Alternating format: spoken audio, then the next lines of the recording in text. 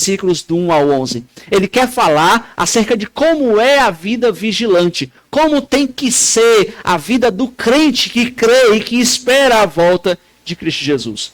E agora, se você achou, eu quero lhe convidar para que você se ponha de pé, para que nós façamos a leitura dos versículos 1 até o versículo 11, onde Paulo vai desenvolver esse assunto.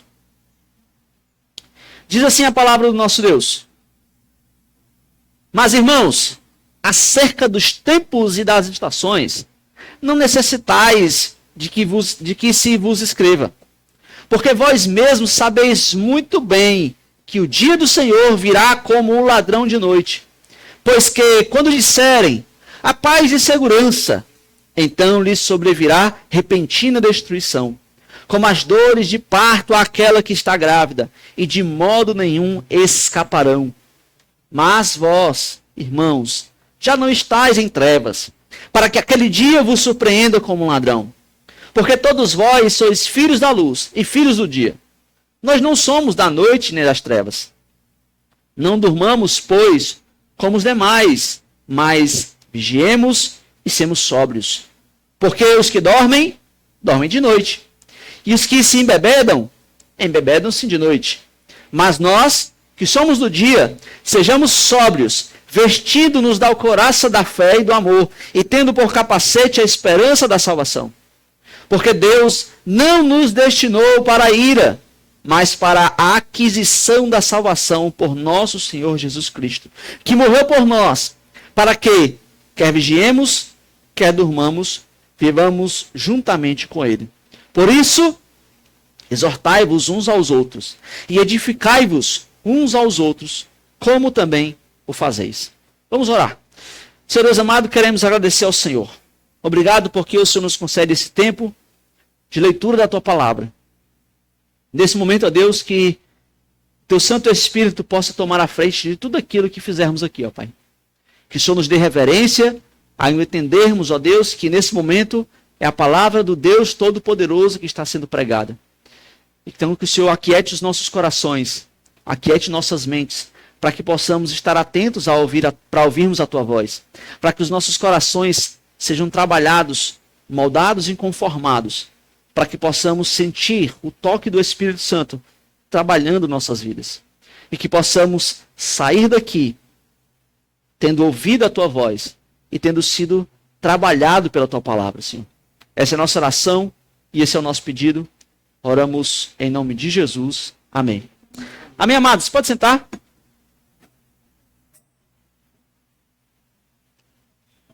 Bom, o que Paulo quer tratar nesses versículos é que a vida cristã deve ser caracterizada pela vigilância constante nos últimos dias.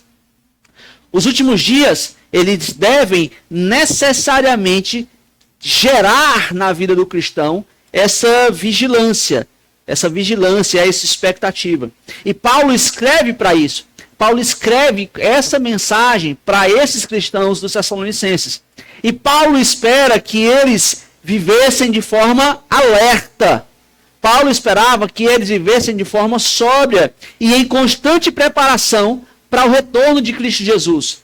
Paulo espera que com essa mensagem escrita e enviada para esses irmãos, eles pudessem então estarem alertas e dizer: olha, Cristo breve voltará, Cristo virá a qualquer momento. Portanto, nossas vidas necessariamente devem ser marcadas pela sobriedade, pela vigilância. E é isso que Paulo espera desses irmãos. E Paulo passa essa mensagem da seguinte maneira. Ele começa nos 3 primeiros versículos aí, mostrando para esses irmãos a necessidade da vigilância. O porquê que é necessário que esses irmãos estejam, então, vigilantes. Aí no versículo 1, se você tem, sua Bíblia ainda está aberta, né? No versículo 1, Paulo introduz um novo tópico aí nessa discussão. Ele vai começar dizendo: amados irmãos, acerca dos tempos e das estações. Esses dois termos aqui, tempos e estações, né? Tempos e estações, eles são sinônimos. Eles são sinônimos, eles significam a mesma coisa, e Paulo quer transmitir uma mensagem do final dos tempos. É como se Paulo estivesse dizendo: meus irmãos, acerca dos finais dos tempos, acerca dos últimos dias, acerca dos tempos que iniciarão a eternidade. E Paulo lhe diz que acerca dos tempos e estações, não necessitais de que vos escrevas. Não é necessário que eu escreva, porque vocês já têm essas informações. As informações que vocês já possuem dos últimos dias são mais do que o suficiente. Vocês não precisam ficar ociosos em querer descobrir o quando, o como. Não, vocês não precisam. O que vocês têm já é mais do que o suficiente. E é então que no versículo 2 ele explicitamente afirma o motivo de que porque eles não precisam, Paulo não precisa escrever sobre isso. Versículo 2 ele vai dizer: porque vós mesmos sabeis muito bem que o dia do Senhor virá como o ladrão de noite. Paulo coloca aqui um verbo, porque vós mesmos sabeis.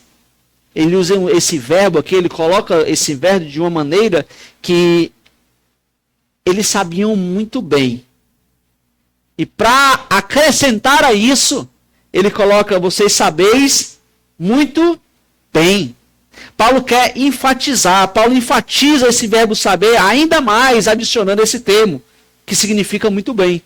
Significa saber acuradamente, saber exatamente. Vocês sabem muito bem, vocês sabem por A mais B. Vocês já têm todo o conhecimento necessário, vocês possuem o conhecimento necessário acerca dos últimos dias. Aqui é um tipo de trocadilho, né? Vocês sabem muito bem que vocês não sabem quando vai acontecer. Vocês sabem muito bem que vocês não sabem a hora que vai acontecer. Então não preciso escrever do como. Eu não preciso escrever do quando.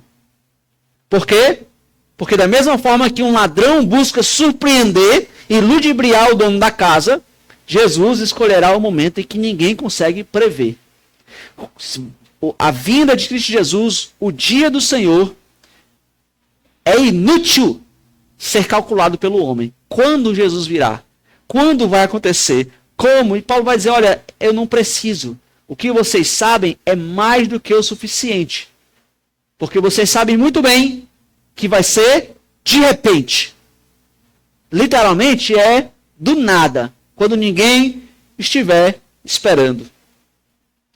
E no versículo 3, Paulo explica: quando disserem paz e segurança, então lhes sobrevirá repentina destruição. Olha, quando disserem para você, há uma plena paz, a paz e segurança. Esse era o lema do Império Romano.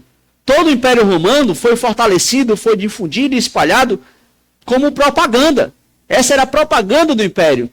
Um império onde há paz e segurança. O mundo pensará que estará salvo e seguro. Mas o que Paulo diz é que isso será apenas presunção. No momento de falsa paz, então, de repente, Jesus Cristo virá. E ele vai dizer aqui, né? Repentina lhe sobrevirá, repentina destruição. Esse termo para destruição retrata sempre o julgamento final de Deus aos ímpios. Quando eles pensarem que eles estão livres de Deus, Deus então aplicará a sua justiça. Deus aplicará então a sua ira santa e justa. Mas, irmãos, o ponto aqui, nesses 3 versículos, é que Deus estabelece que a vigilância não é baseada no quando ou no como, mas na certeza de que o retorno do Senhor acontecerá.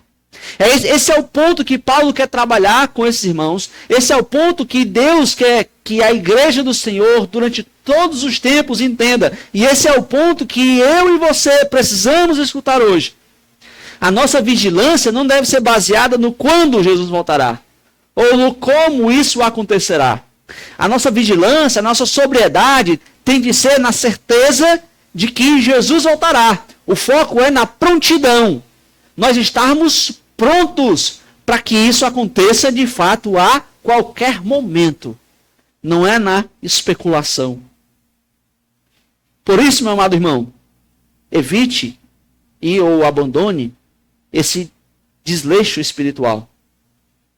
Se Jesus está nos chamando para prontidão, se Jesus está nos chamando, se Deus está nos convocando para que sejamos vigilantes aqui, o que nós precisamos, de fato, é abandonar esse desleixo espiritual. O que precisamos, de fato, é de oração.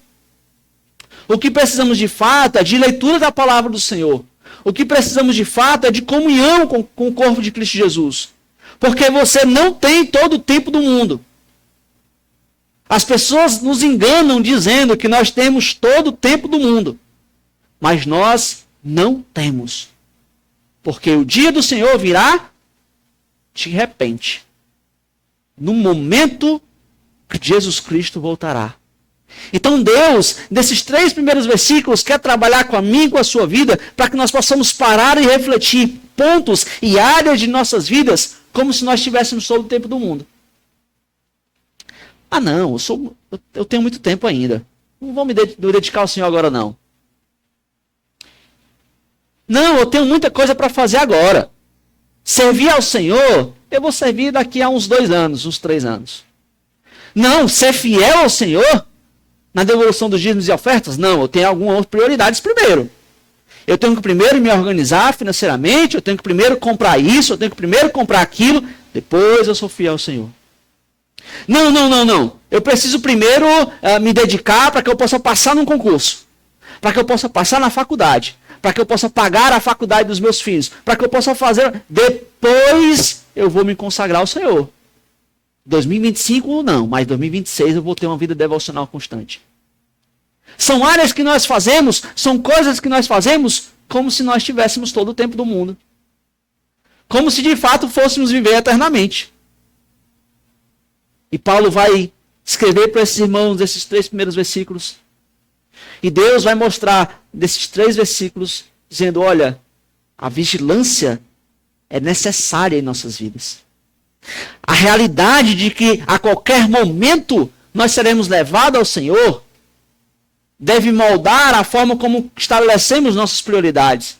Deve moldar áreas de nossas vidas que pensamos que temos todo o tempo do mundo. Deve moldar a maneira como nós estabelecemos as prioridades em nossas famílias, no nosso trabalho, nos nossos estudos. Porque existe essa necessidade. Aquele que crê que Jesus voltará, esse tem que ser vigilante. Esse tem que viver como se de fato Cristo fosse voltar no fim do dia. Por quê? Porque Cristo pode voltar no final do dia. E é então que após mostrar essa necessidade, após mostrar que a vigilância é necessária, nos versículos 4 a 8, Paulo vai mostrar a identidade. Como tem que ser a identidade desses que aguardam, que estão certos de que Cristo voltará? Como é que tem que ser a vida desses irmãos? E aí que no versículo 4, Paulo apresenta aí os crentes como filhos da luz. Ele diz assim, mas vós, irmãos, já não estáis em trevas, para que aquele dia vos surpreenda como um ladrão. Paulo está dizendo assim, olha, vocês não sabem o quando isso vai acontecer. Mas não se preocupem. Vocês estão preparados para isso. Não precisam ficar ansiosos. Não precisam ficar aqui obcecados por isso. A ponto de fazer como os irmãos tessalonicenses estavam fazendo. Largar o trabalho, largar tudo e viver dentro da igreja 24 horas por dia esperando Cristo voltar. Não. Se acalmem. Vocês não estão em trevas. Para que aquele dia lhe surpreendam. Essa é a razão. É a razão pela qual eles não deveriam se preocupar. Vocês já não estão em trevas para que aquele dia vos surpreenda.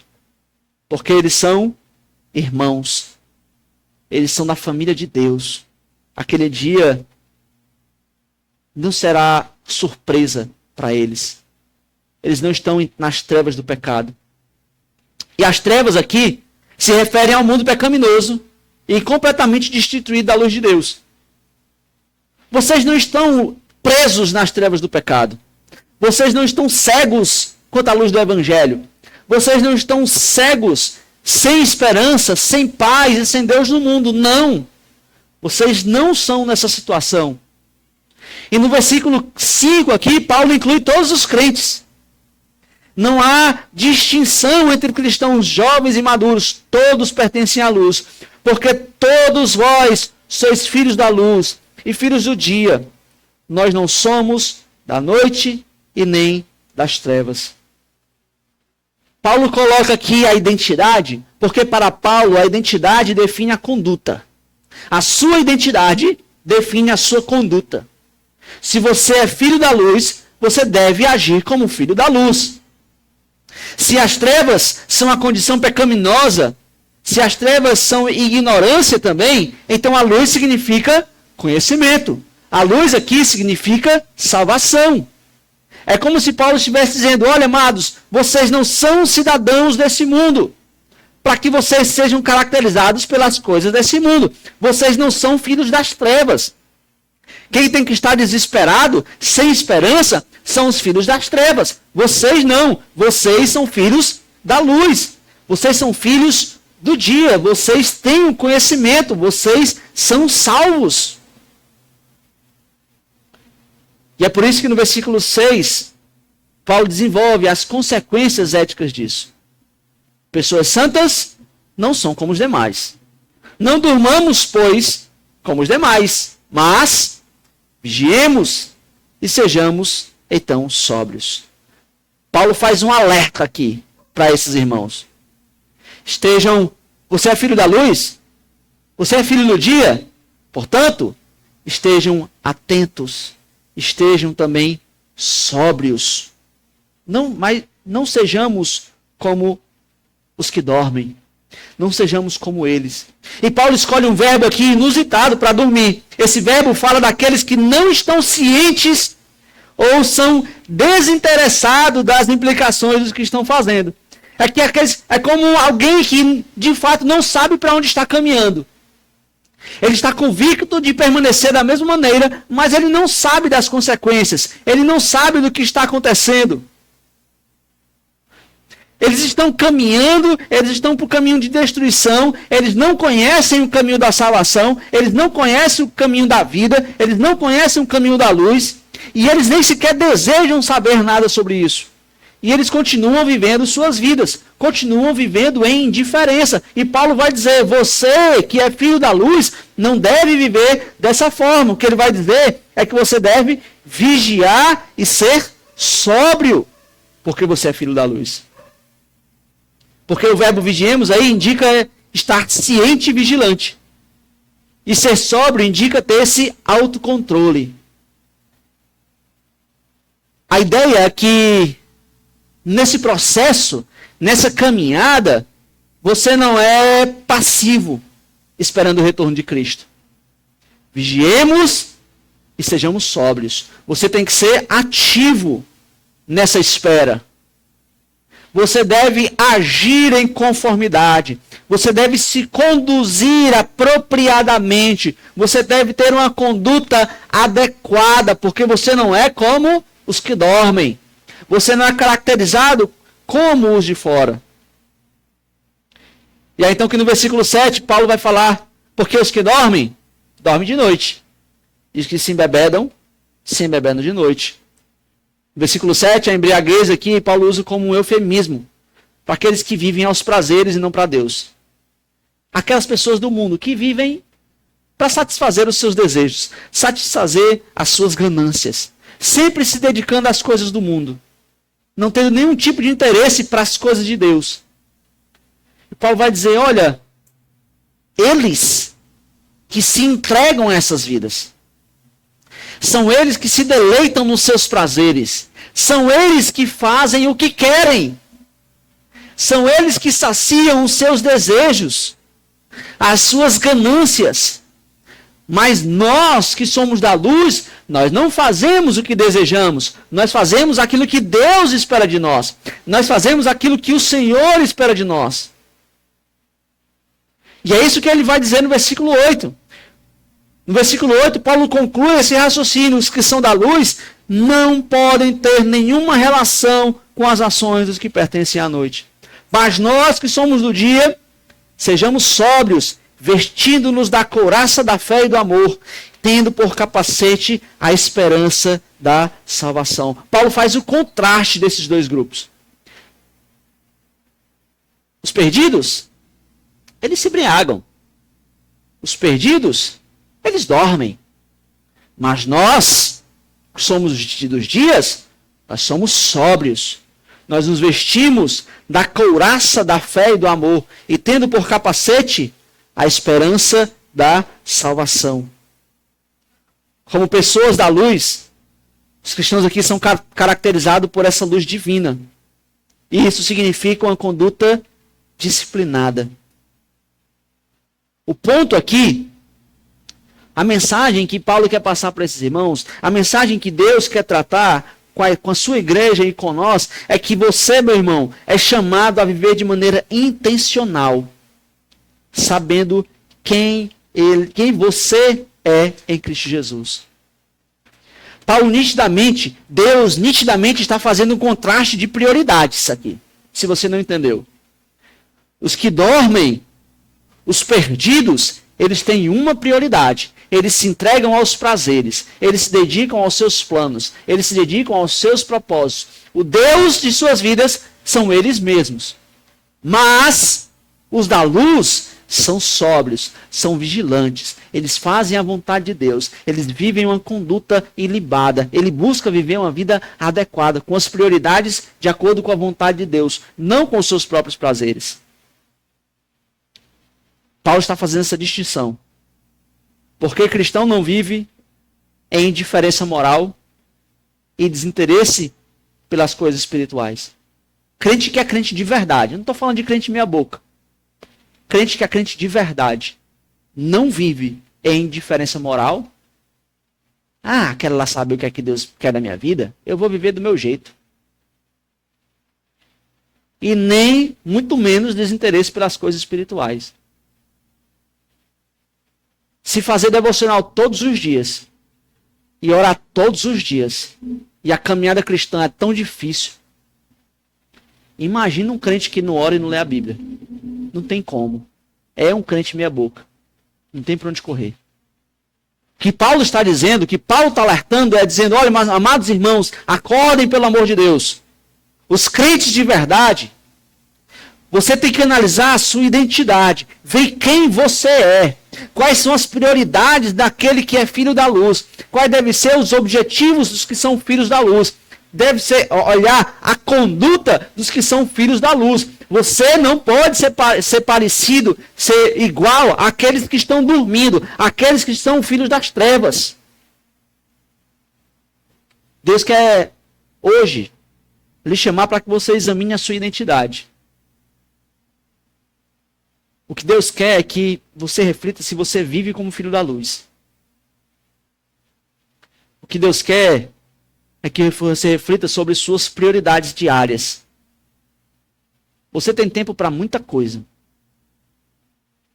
Mas você tem tempo para Deus? Para as coisas do Senhor?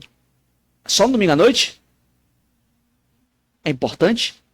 É amar a Deus acima de todas as coisas? Dedicar o domingo à noite apenas? Só ler a Bíblia na igreja, só ora na igreja, ou então só ora antes de comer. Senhor, abençoe essa comida, pela glória do teu nome, amém. Essas orações, Deus espera, o que Deus quer da minha e da sua vida, é que você reflita sobre essas coisas. Que você acorde e que você medite. Quais têm sido as minhas prioridades? A que eu tenho dedicado mais tempo? Por que eu faço o que faço? Isso vai revelar na sua vida o que está ocupando o centro do seu coração. Por que você trabalha? Para possuir as coisas? Para ter as coisas? Para pagar conta? O Deus da sua vida está sendo o dinheiro, não está sendo Deus.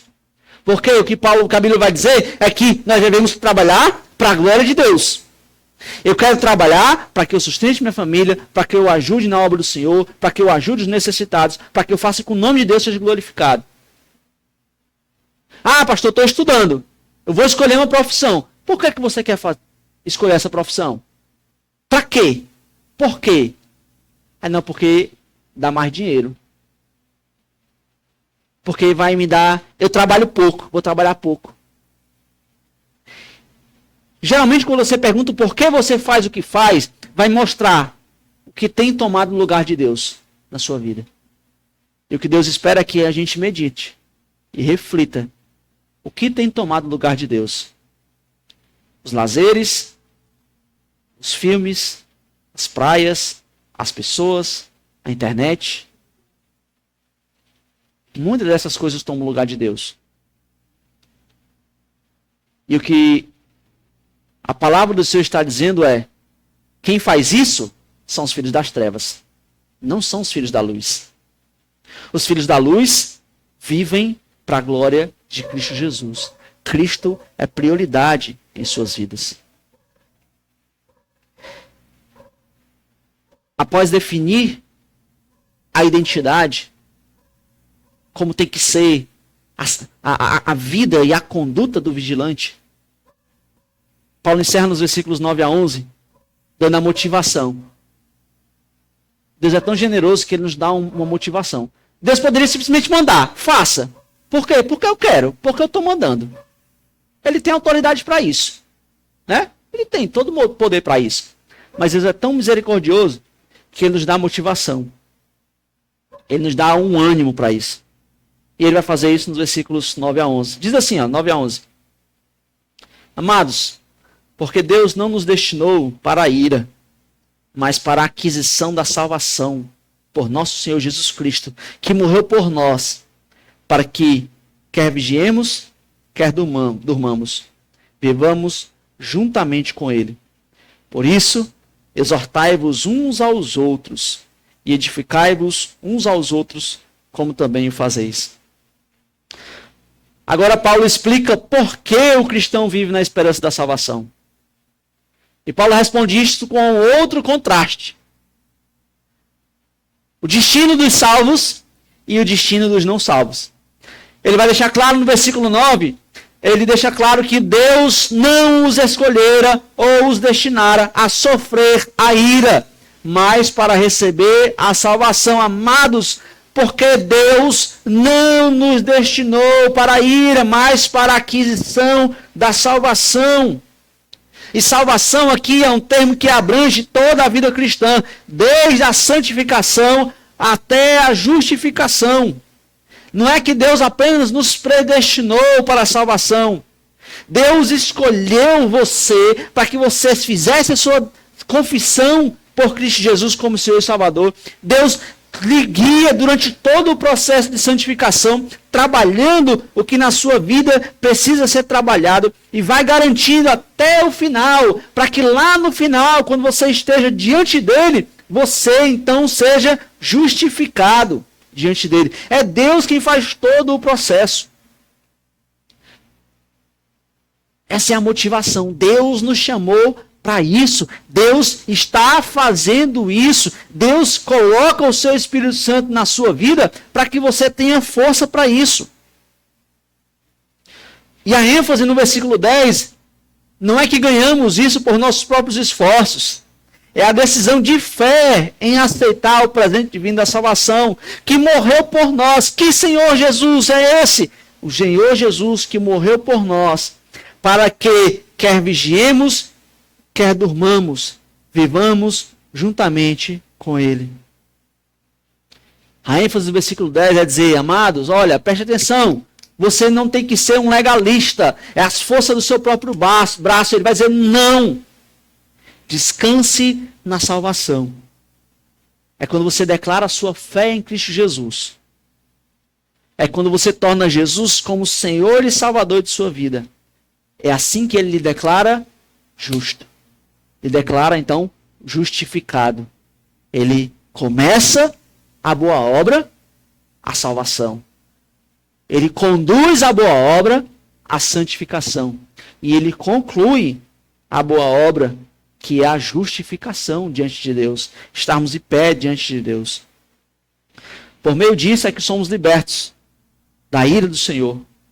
E somos, então, destinados à salvação eterna no céu. É nesse Cristo que morreu por nós, para que, por mais que sejamos falhos, por mais que você ainda cochile, você ainda fique dormindo, como algumas pessoas dormem na pregação, né? Por mais que você no meio da caminhada pare ali para tirar um cochilo, Paulo vai dizer, mesmo assim, Deus é tão misericordioso que ele lhe leva para o céu. Porque a nossa salvação não depende de nós. O processo ele é todo feito por Deus. Ele nos dá essa motivação. Aquele que começa a obra e que conduz toda a boa obra é também aquele que conclui a boa obra. E no versículo 11, Paulo conclui com uma ordem. Por isso, sabendo de tudo isso, tendo em vista essa realidade, essa motivação que Deus faz isso em nossas vidas, exortai-vos uns aos outros e edificai-vos uns aos outros, como também o fazeis. Como você pode não estimular alguém, sabendo que você pertence ao dia, sabendo que você pode usar a armadura de Deus, sabendo que Deus vai concluir a boa obra de salvação em sua vida, como é que você não fica estimulado? Ser salvo não depende de você. Para que melhor notícia do que essa? Todos nós temos os nossos pecados. Todos nós temos os nossos tropeços. Algo no qual erramos e falhamos. E o que Paulo está dizendo para esses irmãos, o que Deus quer trabalhar com cada um de vocês é dizer, mesmo que você fale, mesmo que você cochile, o Senhor garante. O Senhor realizará a obra dele. O Senhor permanecerá fiel. E isso tem que ser um motivo, para mim e para você, mais do que o suficiente para que a gente se estimule um ao outro. O ponto que Deus quer tratar com você hoje é que, se você entende isso, você se torna um crente maduro e espiritualmente vigilante. Sabe por que você não vive uma vida de fé constante? Eu sei. Por quê? Porque você não entendeu direito o Evangelho. Você não sabe ainda quem você é. Você não sabe ainda quem Deus é. Você pode ter o conhecimento. Está aqui. Mas ainda não desceu para o seu coração. É isso que Deus quer trabalhar com o seu povo. Quando você entende essa realidade, quando você entende a obra maravilhosa que Deus realizou, quando você entende a promessa de que Ele vem buscar o seu povo e que essas pessoas que foram então salvas, que receberam essa obra graciosa, têm que viver agora a sua vida para a glória de Deus, quando você entende isso, você se torna maduro espiritualmente.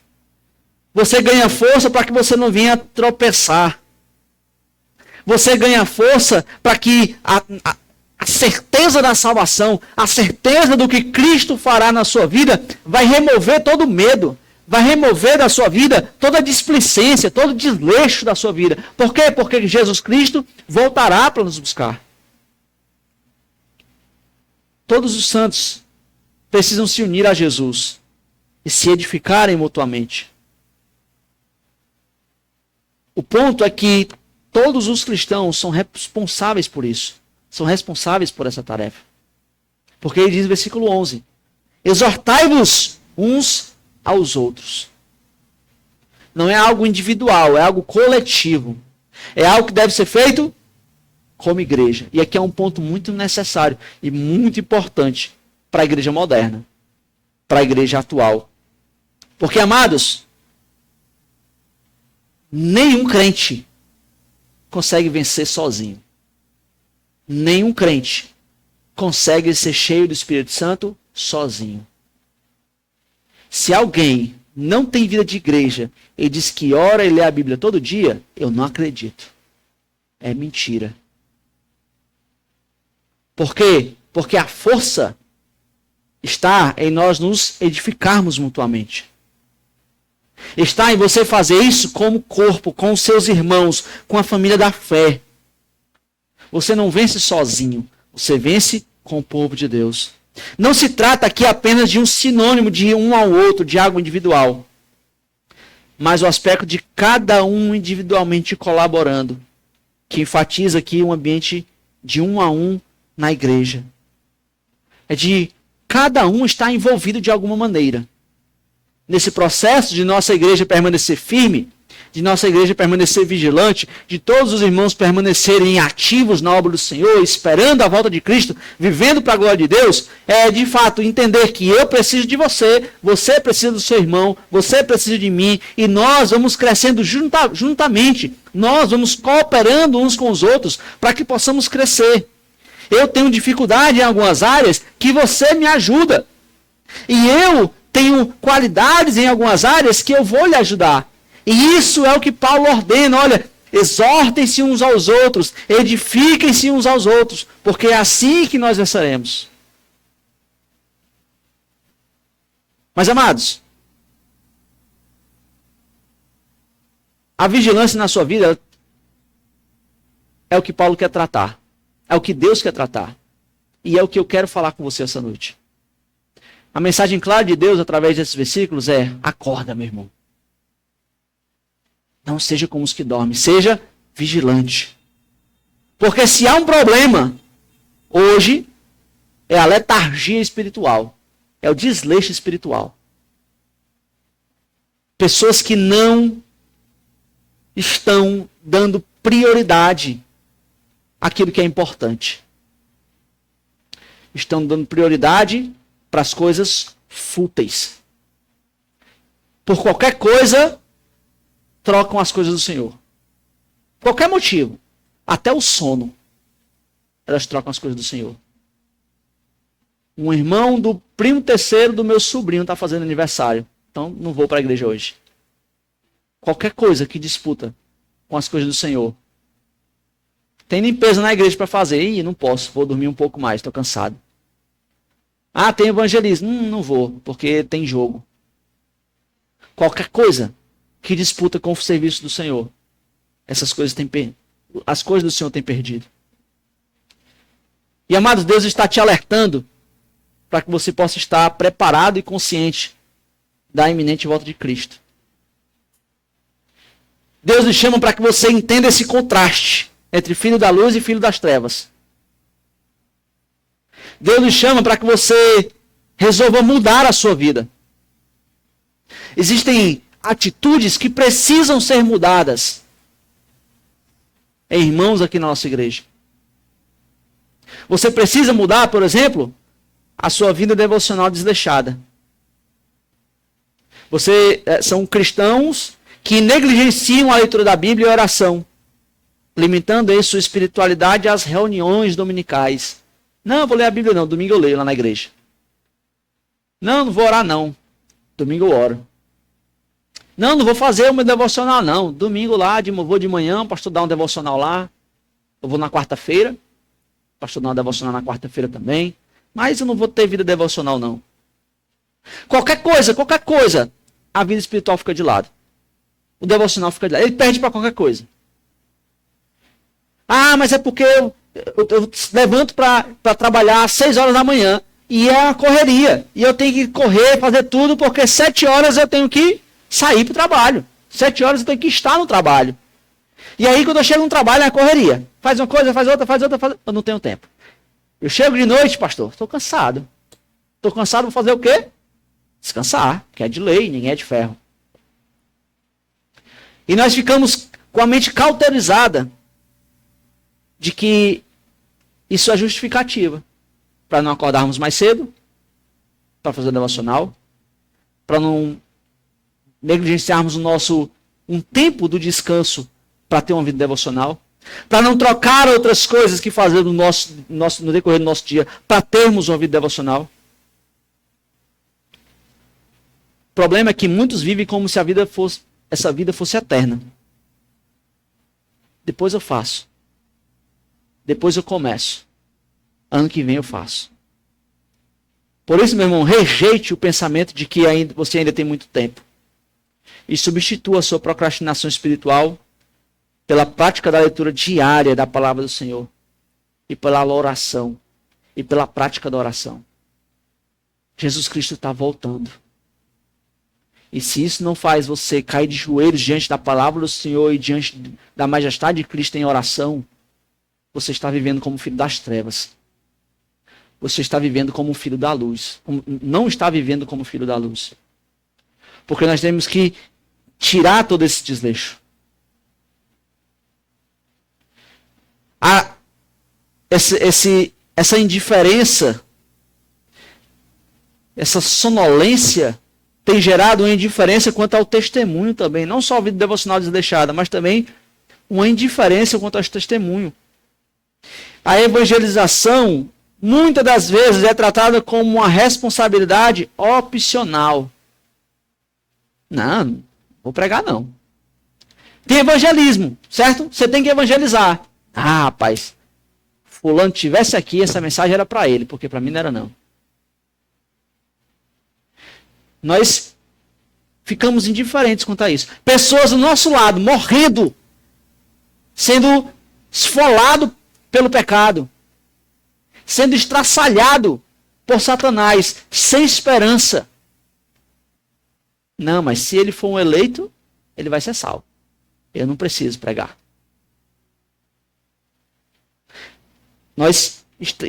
Esse desleixo está gerando essa indiferença. As pessoas se esquivando de compartilhar o evangelho. E qual é a principal desculpa? Eu não sei, pastor. Eu não sei falar o evangelho. Meu irmão, pelo amor de Deus, você creu no quê para salvação? Você creu no quê para ser salvo? Porque eu tenho certeza que todos os que aceitaram Jesus aqui sabem o que é o evangelho. Porque nós passamos pelo livrinho ali, aquele livrinhozinho branco, e é clara a mensagem do evangelho. É isso. Não é que não sabe, é porque, de novo, você está cauterizando a sua mente, justificando aquilo que é injustificado.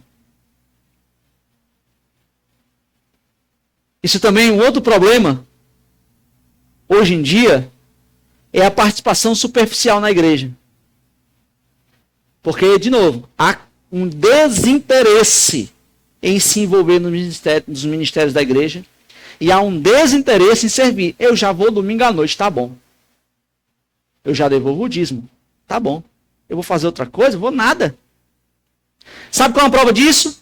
Sabe uma prova de que os crentes têm participação superficial na igreja? Quando é para fazer alguma coisa, quando é para trabalhar, quantos vêm? Vem metade da igreja? Vem 40% da igreja? Vem 30% da igreja? Não vem. Por quê? Não, pastor, porque eu trabalho. Ah, você é o que trabalha. Estávamos atrás desses que trabalham. Não é porque trabalha. Não é nada disso. É porque, de novo, você está justificando na sua cabeça aquilo que é injustificado. Você está dormindo. Você é filho da luz, mas está agindo como filho das trevas. Você não se envolve, você não serve, você não congrega, você não está ligado aos outros irmãos. E se você não está ligado aos outros irmãos, facilmente você dormirá. Facilmente. Quer um exemplo? Vou usar um exemplo prático aqui, certo? Alguns irmãos tinham um problema aqui que dormiam na pregação, certo? Aí o que eu fiz? Mapo, faço o seguinte. Quando for de tarde, tira um cochilo. Certo? Que vai ficar bom. Não, pastor, mas não dá. Porque de tarde eu faço isso, faço aquilo. Pois é. Você está envolvido com tanta coisa durante o domingo, quando chega de noite você dorme mesmo. Tem para onde correr. E é isso que acontece na vida das pessoas.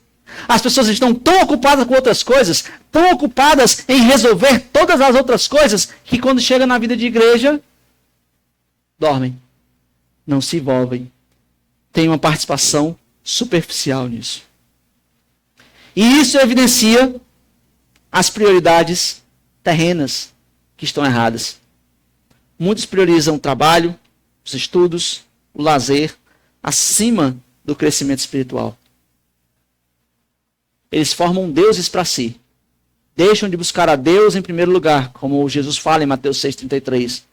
Buscarmos a Deus em primeiro lugar. O que você precisa, meu irmão, é estabelecer uma meta espiritual clara. Eu vou me disponibilizar a fazer o discipulado de alguém. Alguém que está com dificuldade na fé, eu vou acompanhar essa pessoa. Alguém que aceitou Jesus agora, eu vou dizer, pastor, quando houver ali alguém que fizer a decisão por Cristo, conte comigo, pastor, porque eu vou discipular. Não importa quem seja. Ou então você escolher um ministério da igreja que nós temos dificuldade e dizer, pastor, eu quero servir. Eu sei que vai ser difícil, eu sei que vai ter muitas dificuldades, eu vou ter que deixar outras de lado, mas eu quero servir, pastor. Por quê? Porque eu quero me envolver nas coisas do Senhor. Eu quero fazer o reino de Cristo avançar. Não importa como seja a minha semana, pastor, mas sábado eu estou aqui evangelizando. Porque eu quero que o reino de Cristo avance. É você, de fato, definir isso, estabelecer isso. E você priorizar decisões de vida que vão refletir aqui a sua preparação para a eternidade. Quando surgir uma coisa urgente, você, opa, pera lá. Eu vou priorizar isso aqui porque é importante na minha vida. Eu vou servir ao Senhor. Eu vou me dedicar ao Senhor. Porque nós temos que ser vigilantes. Isso tudo revela a falta de vigilância. Pode ser que a sua vida cotidiana seja conduzida sem expectativa do retorno iminente do Senhor. Você toma suas atitudes como se Jesus não fosse voltar. Você toma suas atitudes como se... não, porque domingo, dia de culto, eu venho para o culto. Mas por quê? Não, porque tem culto. Tem culto, eu quero chegar aqui, bater uma foto e postar no Stories que eu vim para o culto domingo à noite. Mas não muda nada na minha semana. Pastor prega, eu nem lembro. Não muda nada, não me sinto desafiado a nada. Isso tudo é resultado de falta de vigilância. Não estarmos atentos à voz do Senhor. Por isso, irmão, se avalie se você está espiritualmente desperto ou vivendo de maneira apática. Porque a sonolência, essa letargia espiritual, é um perigo para a sua vida. É um perigo para a igreja. E é isso que Deus quer confrontar em sua palavra. É isso que Deus quer lhe chacoalhar hoje. Acorde, meu irmão. Desperte. Priorize aquilo que é importante. E amados, para concluir, o chamado de Deus em 1 Tessalonicenses 5, do 1 ao 11, é para você acordar. É para você se vestir com as armaduras da luz e viver uma vida que glorifica a Deus em todas as áreas. O chamado de Deus essa noite é para que você responda ao chamado à vigilância com compromisso. Você assuma um compromisso de fato. Senhor, minha vida será mudada. Senhor, no lar eu vou cultivar momentos de oração. Não importa a hora que eu chegue em casa, eu vou ter um momento de oração com a minha família. Eu vou reunir minha família e vou orar. Na minha casa vai ter um momento de leitura bíblica. Para quê? Para que eles entendam que a palavra do Senhor é prioridade. Para que eles entendam que a vida espiritual é importante. Então eu vou assumir um compromisso na minha casa, todos os dias, oração e leitura da palavra. Todo santo dia. Porque para a minha vida é importante. Para a vida dos meus filhos isso é importante.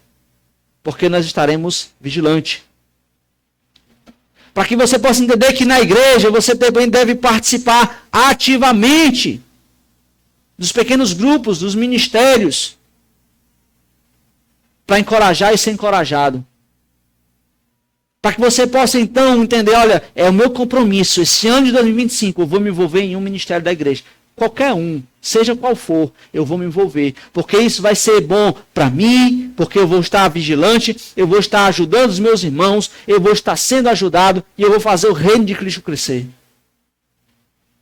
E o chamado de Deus também é para que no mundo você seja uma testemunha viva, demonstrando sobriedade e esperança diante das incertezas do mundo. Para que o mundo entenda que as suas prioridades são diferentes. Quando tem um aniversário domingo à noite, certo? De um amigo, de alguém. Aí as pessoas chegam para mim e dizem, pastor, é aniversário. Eu tenho que ir. Porque a pessoa me convidou. Aí eu sempre digo, Deus vai ser glorificado você indo, ou Deus vai ser glorificado você dizendo para a pessoa, domingo à noite eu não posso, porque domingo à noite eu sirvo ao meu Senhor. Tem uma mudança para fazer. A pessoa que está precisando, ela precisa, pastor, da minha ajuda. Certo. Deus vai ser glorificado você não indo para o culto e fazendo a mudança, ou você dizendo para a pessoa, eu não posso, porque domingo à noite eu sirvo ao meu Senhor. Eu tenho um compromisso. Eu não posso. Deus está chamando a gente para que a gente seja para que nós sejamos essas testemunhas. Para que nós sirvamos com sobriedade. Porque é isso que os filhos da luz devem fazer. Os filhos da luz devem viver com sobriedade, não se conformando com as trevas. Você viver de fato como se demonstrar de fato que Cristo Jesus é prioridade na sua vida. Por isso, substitua a sua autossuficiência pela dependência de Deus. E cultive aqui uma mentalidade de vigilância. Busque uma vida disciplinada, mantendo constância no serviço na igreja, no evangelismo, na oração, na leitura da palavra, no culto familiar. O que Paulo está querendo tratar com esses irmãos, o que Deus queria tratar com esses irmãos, é que aqueles que depositavam a confiança no mundo, e naquele caso ali era Roma, eles não têm absolutamente nenhuma esperança.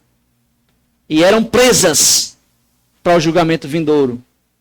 Para aqueles que estavam vivendo da sua maneira e não para Deus. Aí você pensa, pastor, graças a Deus que eu não confio no mundo. Graças a Deus que eu nem confio em Roma, sei nem onde é que fica Roma. Mas, amados, o que Deus espera de nós é que o que Deus espera de você é que você não confie em sistema político, não confie em políticos, não confie na saúde, não confie no dinheiro, não confie na carreira, não confie na sua própria sabedoria. Porque se você confiar nessas coisas, você vai estar confiando no mundo. Você vai estar confiando em Roma ainda. O que Deus espera é que você confie no Senhor. É nele apenas. Por isso, troque o superficial pelo essencial. Troque as alegrias passageiras pelas alegrias eternas. Troque aquilo que o ouro corrói, a ferrugem corrói, por aquilo que a traça não come. Pelos galardões, pelas coisas eternas. Priorize o reino de Deus e vive em expectativa pela volta de Cristo Jesus. É isso que Deus espera de mim e de você. Troque o superficial e se dedique àquilo que é eterno. Amém? Senhor Deus amado, queremos agradecer ao Senhor. Porque o Senhor nos confronta e nos conforta. Nos confronta nos mostrando o nosso pecado.